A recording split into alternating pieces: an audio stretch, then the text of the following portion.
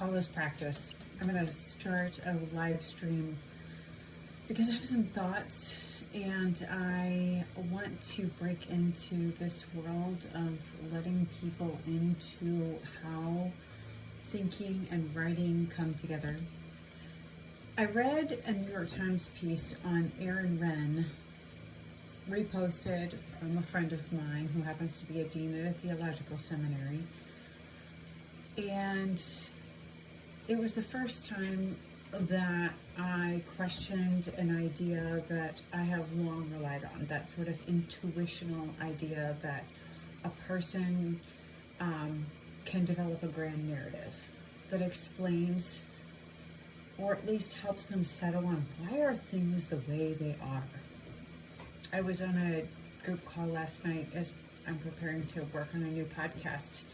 And in that group call, we talked about our different perspectives.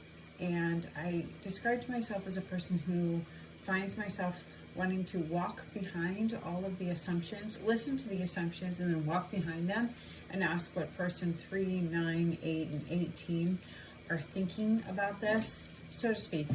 That's what I'm doing. The idea being that I'm not necessarily happy with the grand narrative that has been put together. I listen to a lot of books.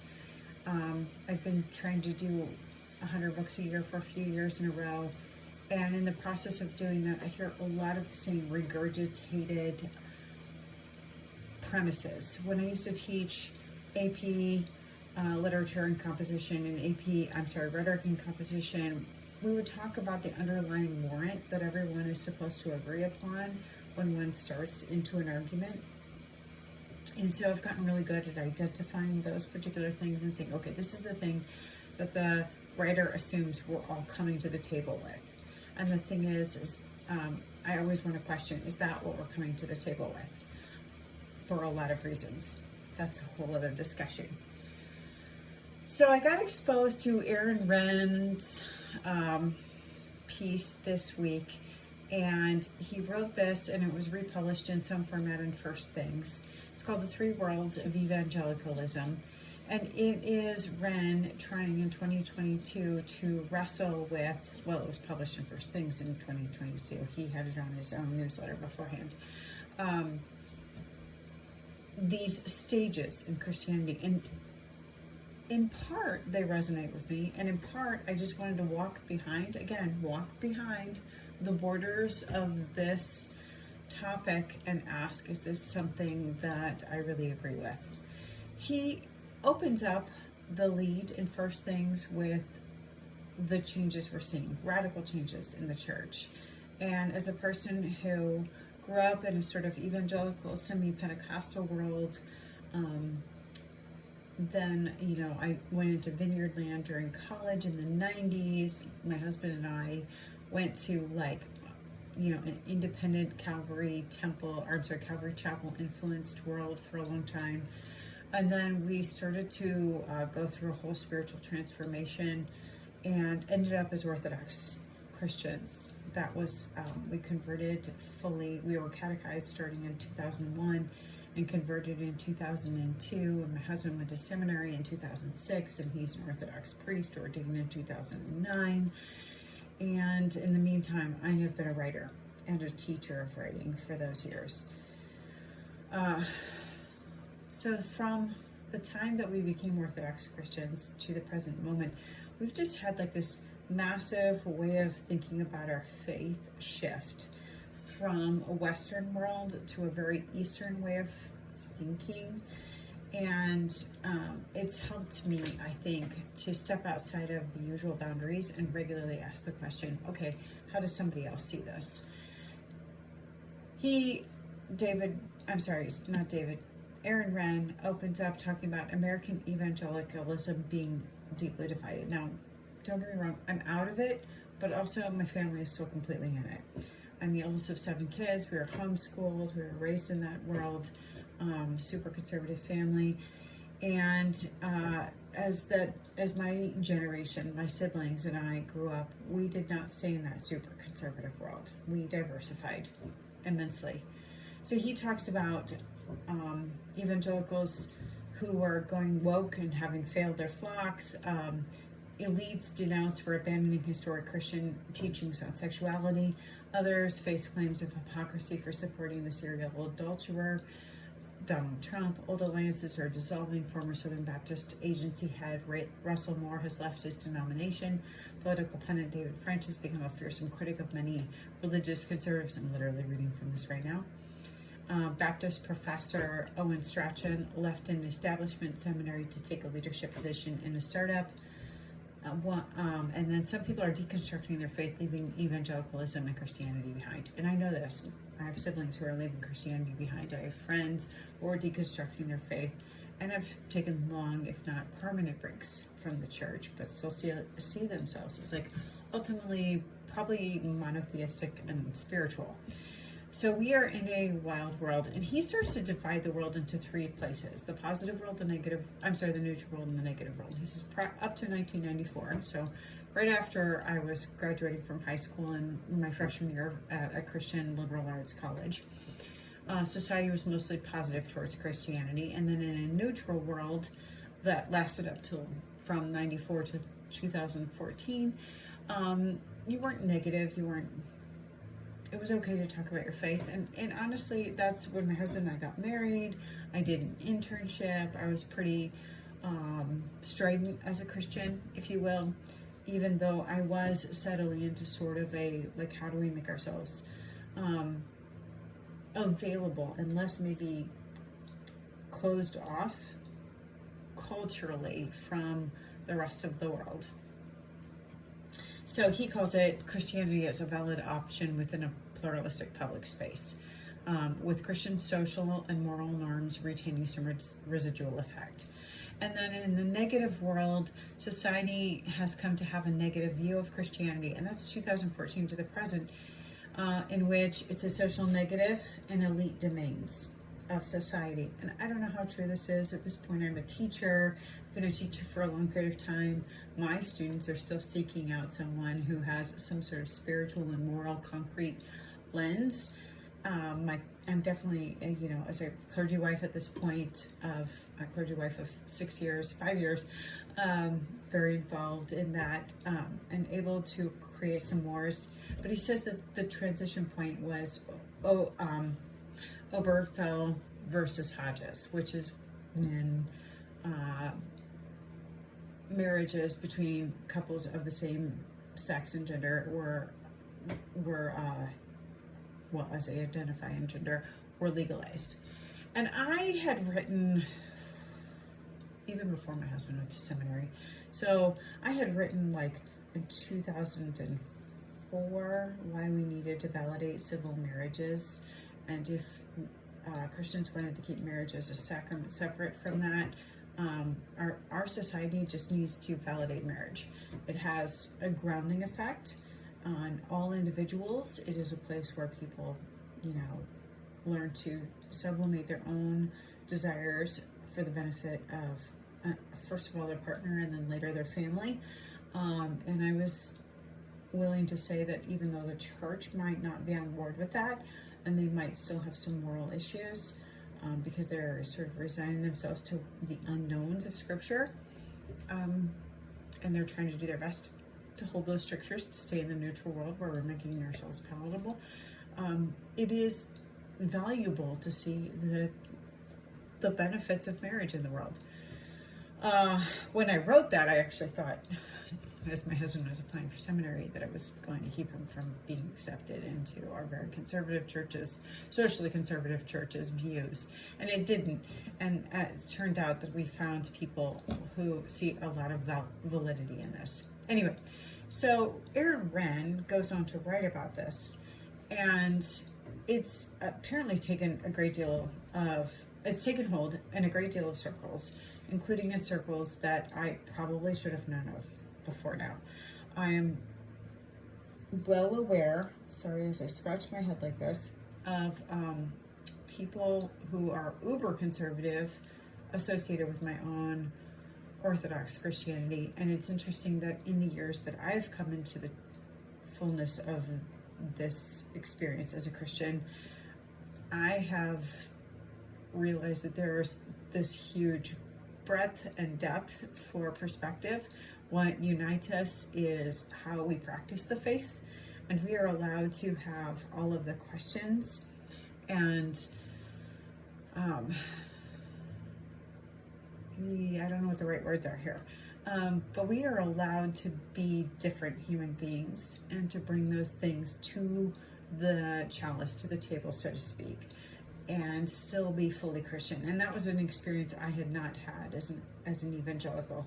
As I aged as an evangelical, the older I got, the more it felt like if you don't align on your thinking, not just on your practice as a Christian, but also like you have to dial into all the small t issues that are like of the moment, as opposed to like the grander things that are super, like they're the things that hold us together regardless of time and culture.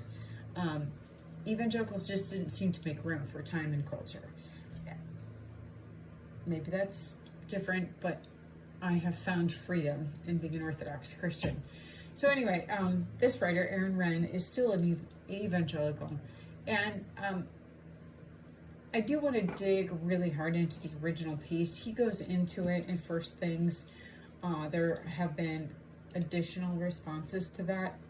What I am responding to mostly is the notion of the grand narrative.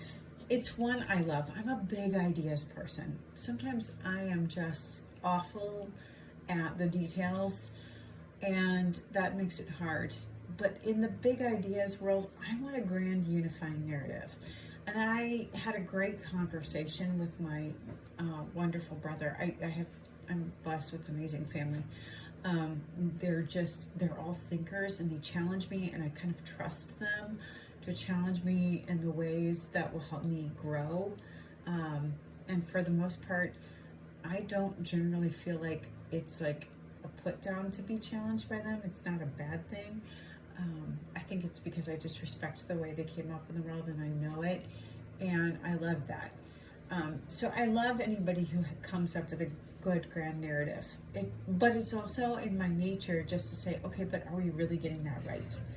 And sometimes I will go along for a while just gathering evidence, trying to sort it and try to sit with it like dispassionately. Like, I don't know that jumping to a conclusion is a good idea. We become just one more of those talking heads, offering something that's somewhat hasty pudding, if you will, to use the old-fashioned term. Renn does apparently, according to the New York Times article, end up resonating with all these different people. Rod Dreher, among others, people whose names I don't know, who are big in the evangelical world. That just goes to tell you how far out of it. And he ends up influencing people in a great many ways because of this. But he also says some really interesting things in the course of this grand narrative, that we're in a negative world right now. To be a Christian is something that you can't necessarily be. And I've been reckoning with that, because I definitely have quieted and been more interested in listening to non-Christian narratives at this point. I think that what I'm trying to hear is just how much we've actually betrayed people, or how much the message on the street is swaying people. And I don't have a good answer to that, because I actually think people are incredibly intelligent, and there's reasons why they do what they do. They're not just being suckered into this by overwhelming messages. But I also know that it's easy to get caught up in, like, this is what my crowd thinks. I get caught up in that. So I don't dismiss that. I'm trying to hold the middle ground. So anyway, Renn was hailed as a measured voice, by the way. It's interesting, in the New York Times, they have a picture of Holy Trinity Greek Orthodox Cathedral in Carmel, Indiana, because he is from Indiana, which is not far from me. And I somewhat regularly go to Holy Trinity because I'm an Orthodox Christian, and there's festivals, and it's beautiful, and I know people who get married there and go there, and etc. But that said, Renn makes an interesting point that we are now in this sort of negative space, and I think it's really interesting. Some argue that we've always been in a negative world. I don't know if that's true, but the writer of the article says that many of us as Christians who are feeling the negative space, and I've definitely witnessed this as Claire DeWife, are now ready to just like grab the bull by the horns and be outsiders. Like, let's just do it. And when they say that, and the article notes this, they mean like, let's just go ahead and be clear on why we think it's immoral to be in a same-sex marriage or same-sex relationship, or why we think other things are immoral. And so we end up with this group of people who define themselves around whether or not you can be in love with someone of the same gender and be Christian, and what it means to, I guess, maybe champion a particular society's or civilization's views on things. I think maybe you should read the article. There are several pieces here about social norms. He makes an argument that I really struggle with, and it's about masculinity and femininity, that the church got too, quote, feminized. I don't know what to do with that whole idea. I'm saying Amalot as a pause. The thing about all of this is,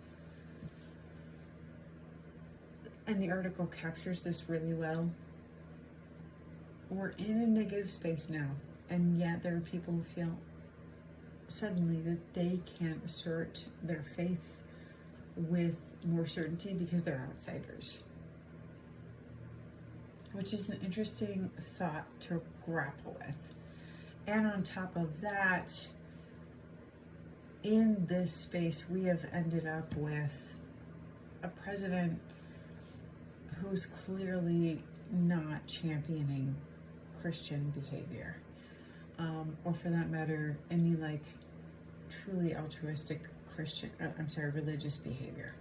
I think that there are Jewish people, there are Muslim people, there are people of a lot of different faiths who would argue that true faith is about putting the person first, including the person who is at the edges of society. They have struggled to integrate and work. They have struggled to find a good partner, and to utilize all of the social structures that are available to them. And therefore we tend to see them as maybe like questionable or morally on the outside. And so here we are. He says Donald Trump became president, tech companies are pivoting, or the author of the in New York Times, tech companies are pivoting to the right, Bible sales are booming, the decline in the share of Americans who say they are Christians seems to have stopped, or at least paused. Celebrities, activists, and former atheists are publicly converting. Joe Rogan hosted a young evangelical apologist, and Mr. Wren ended up going ahead and saying maybe the vibe shift is changing, and the Overton window of what you can and say is much wider. And yet at the same time, we're in a space where the election, quote, the election of Donald Trump as president is only possible in a negative world. In a positive world, an extramarital affair tanked Gary Hart, his presidential campaign. In a neutral world, Bill Clinton was damaged by his infidelity but survived. And in a negative world, we have ended up with Mr. Trump's open licentiousness, not just in his marriages and his infidelities, but also in how he flaunts defying the Constitution. And we're in a space where at one time we're able to like talk about our faith again. This is what he's saying, and be like boldly counter the main narrative. And at the same time, we ended up with a president who was challenging everything. I don't know what I think about all of this, but I do think that we have to reckon then with this question of the grand narrative and what it could teach us, and also whether or not we should trust a grand narrative. In this article, Mr. Wren said, the very people who are most supportive of tearing down all the old moral standards and rules of fine society they didn't like are the ones who are most horrified by Donald Trump. You think you're going to get a multi-culti paradise or something, and instead you get him. So I think it's interesting to grapple with these ideas, but it also makes me question, is this grand narrative really the one that is the answer, or is it just moving us along and grappling with a really complex situation that is well beyond our boundaries and distinctly hard to settle on? My answer is, I think it's distinctly hard to settle on, and we haven't really found a good answer. And I'm going to have to keep reading and learning and struggling to come up with this, because to boil it down and just label this president as a fascist or as a bully, all those things that come easily to mind, or just to settle too easily on the other side of saying it's okay to flaunt all these years of evolution when it comes to how gender is created and designed, and allow young people to make hard decisions. Like all of these complexities that we're arguing over all the time, all of these we should not settle on very simply. We need to make a big space for larger conversations. And well, I think we have to stand on principle. I also think it's valuable for us to realize that it's okay not to fit into one side or the other, and to ask a lot of hard questions.